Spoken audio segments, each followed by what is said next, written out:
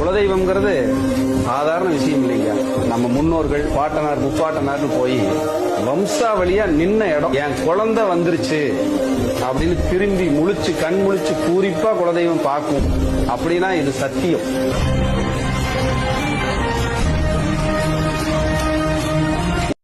குலதெய்வம்ங்கிறது சாதாரண விஷயம் இல்லைங்க.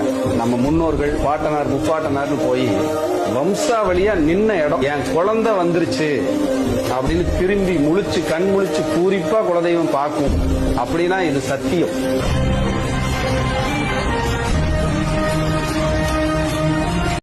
குலதெய்வம்ங்கிறது சாதாரண விஷயம் இல்லைங்க.